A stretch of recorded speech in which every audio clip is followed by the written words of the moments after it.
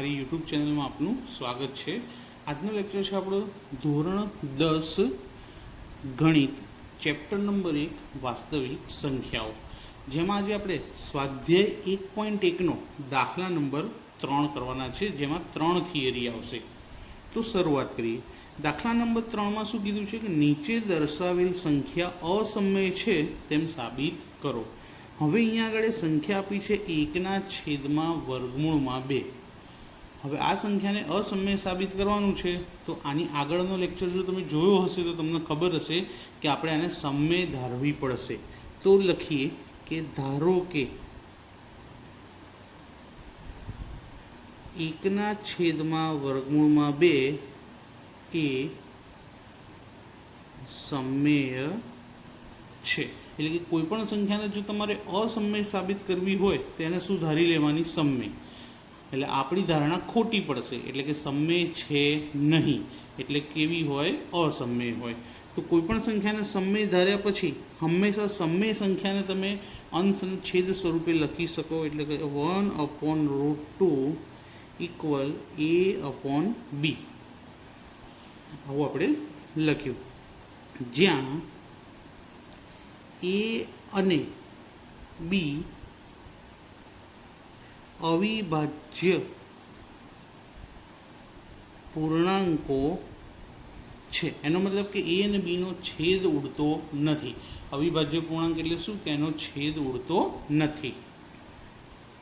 હવે આપણે શું કરવું પડશે? √2 ને કરતા બનાવવો પડશે। તો વ્યસ્ત કરી દઈશું। છેદ અંશમાં આવી જશે અને અંશ ક્યાં આવી જશે? છેદમાં। તો √2 ઉપર 1 નીચે આવશે। હવે છેદમાં તમે 1 લખો કે ના લખો ફરક પડતો નથી, માટે આપણે 1 લખીશું નહીં। જો તમે ડાબી બાજુ વ્યસ્ત કર્યું તો જમણી બાજુ પણ વ્યસ્ત કરવું પડે। તો a/b નું શું થઈ જશે? b/a। હવે આનાથી વધારે કશું થાય નહીં। હવે અહીંયા આગળ b અને a બંને શું છે? પૂર્ણાંકો। તો લખીએ અહીં b અને a પૂર્ણાંકો હોવાથી b/a સમય છે। હવે જમણી બાજુ જો સમય હોય અને વચ્ચે કઈ નિશાની છે? ઇક્વલ। ઇક્વલનો મતલબ શું થાય? કે ડાબી ને જમણી બાજુ સરખી છે। તો જો જમણી બાજુ સમય હોય તો ડાબી બાજુ પણ કેવી હશે? સમય। તો માટે અથવા આથી જમણી બાજુ ડાબી બાજુ શું છે? √2 પણ સમય થાય। જમણી બાજુ b/a સમય, તો ડાબી બાજુના √2 પણ શું થાય? સમય। પરંતુ ગયા લેક્ચરની અંદર આપણે એવું સાબિત કર્યું હતું કે પરંતુ √2 અસમય છે। 3 સંખ્યા સાબિત કરી, √2, √3 અને √5। તો √2 કેવી છે? અસમય। માટે અહીં શું થાય છે? અહીં વિરોધાભાસ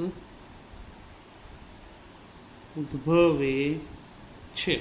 વિરોધાભાસ કેમ? કારણ કે આપણે શું ધાર્યું હતું? સમય, પણ અહીંયા આગળ શું સાબિત થઈ ગયું? અસમય। એટલે શું થયું? વિરોધાભાસ ઉત્પન્ન થયો। માટે આપણે કરેલી ધારણા કે 1/√2 સમય છે તે ખોટી છે। એટલે કે આપણી ધારણા શું થઈ ગઈ? ખોટી પડી ગઈ। માટે સાબિત થાય છે કે 1/√2 અસમય છે। એકદમ સરળ અને શોર્ટ, જલ્દીથી જવાબ પણ આવી જાય અને પૂરેપૂરા 2 માર્ક મળી જાય। હવે આવી જ એક બીજી થિયરી જોઈએ। દાખલા નંબર 3નો પહેલો હતો, હવે જોઈએ દાખલા નંબર 2। દાખલા નંબર 2માં કીધું છે 7/5। આ સંખ્યાને આપણે શું સાબિત કરવાની છે? અસમય।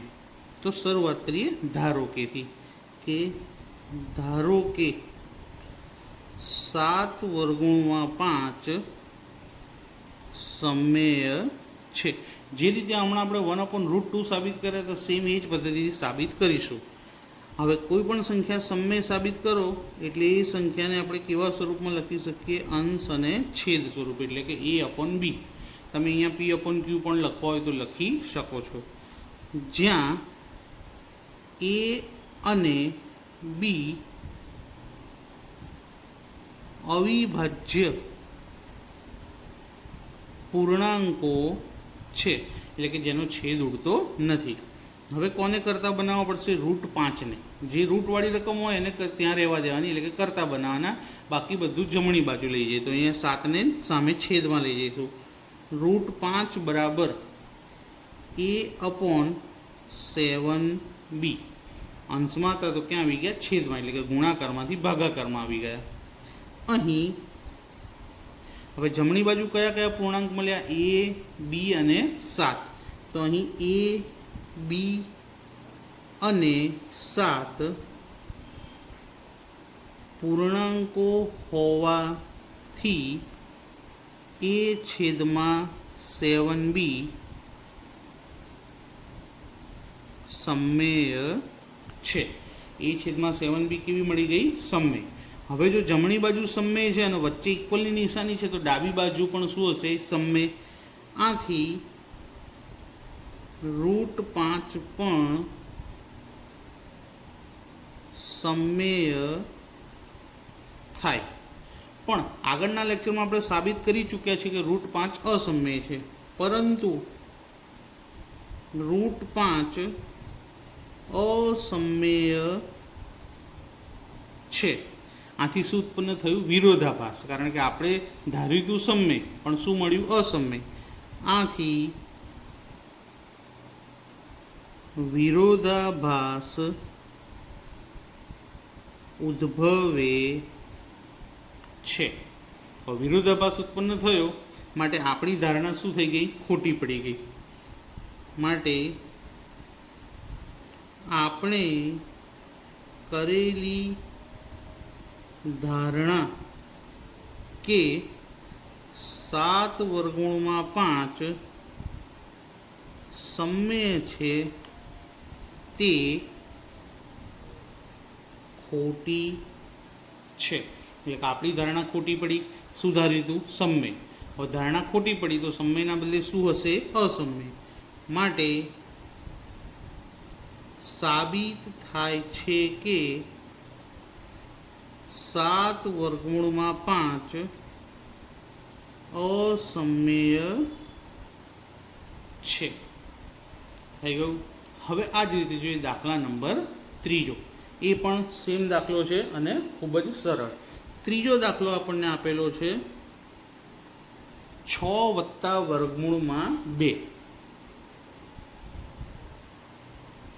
આ દાખલાને પણ આપણે સાબિત કરવાનો છે અને આ દાખલો પતે એટલે હું તમને થોડું હોમવર્ક આપીશ તે તમે જોઈ લેજો.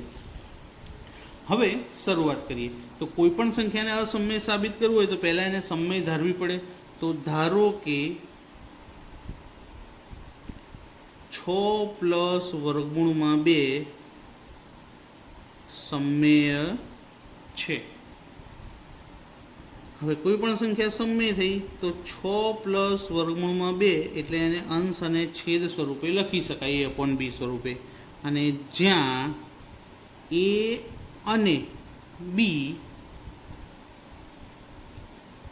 અવિભાજ્ય પૂર્ણાંકો છે. કોને કરતા બનાવવાના? ખાલી √2ને. તો 6 સરવાળામાં છે તો સામે ક્યાં જશે? બાદબાકીમાં. √2 બરાબર a/b -6. માટે √2 બરાબર, હવે બાદબાકી કરવા ચોકડી ગુણાકાર કરવો પડશે. a માઇનસ, હવે એને સામે 6ના છેદમાં કશું નથી એટલે કશો ગુણાકાર નહીં થાય, એકલા a માઇનસ 6 સામે કોની સાથે ગુણાશે? b સાથે. તો 6b અને આખાના છેદમાં શું આવી ગયું? b. ચોકડી ગુણાકાર પણ કહી શકાય અથવા લસા લીધો પણ કહી શકાય. તો અહીં જમણી બાજુ આપણને કયા પૂર્ણાંકો મળે છે? a, b અને 6. એના સિવાય કોઈ બીજો પૂર્ણાંક છે નહીં. તો અહીં એ બી અને 6 પૂર્ણાંકો હોવાથી a - 6b અપોન બી સમમેય છે. શું સાબિત થઈ ગયું? સમમેય છે. આથી હવે જમણી બાજુ સમમેય સાબિત થઈ, એના વચ્ચે ઇક્વલ છે, તો ડાબી બાજુ પણ શું થાય? સમમેય. √2 પણ સમમેય છે. પરંતુ આપણે લેક્ચરમાં જોયેલું છે ગઈ વખતના કે √2 શું છે? અસમમેય. પરંતુ √2 અસમમેય છે. હવે √2 અસમમેય છે તો ડાબી બાજુ અસમમેય ને જમણી બાજુ સમમેય શક્ય છે નહીં. આથી વિરોધાભાસ ઉદ્ભવે છે. શું ઉત્પન્ન થયું? વિરોધાભાસ ઉત્પન્ન થયો. હવે વિરોધાભાસ ઉત્પન્ન થયો માટે શું થાય કે આપણે કરેલી ધારણા કે 6 + √2 સમમેય છે તે ખોટી છે. આપણી ધારણા કેવી પડી ગઈ? ખોટી. તો સમમેય નથી તો શું થશે? અસમમેય. માટે સાબિત થાય છે કે 6 + √2 અસમમેય છે. તો અહીંયા આગળ આપણું સ્વાધ્યાય 1.2 પૂર્ણ થયું. તો મિત્રો, આજનો વિડીયો જેમાં મેં તમને 3 થિયરી શીખવાડી. એક 1/√2, બીજી થિયરી 7√5 અને ત્રીજી થિયરી 6 + √2.